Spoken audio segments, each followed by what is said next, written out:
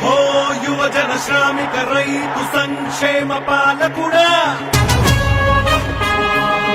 సాహో కనివిని ఎరుగని పాలన చూపుతున్న నాయకుడా, సంకల్పానికి జయ హో అని సకల జనుల హృదయం, ఈ నవరత్నాలతో బాగుపడేసి ఆంధ్ర కరువు ప్రాంతం, ధర్మ రక్షణకి దుష్ట శిక్షణకి జన్మించిన జగన్మోహన్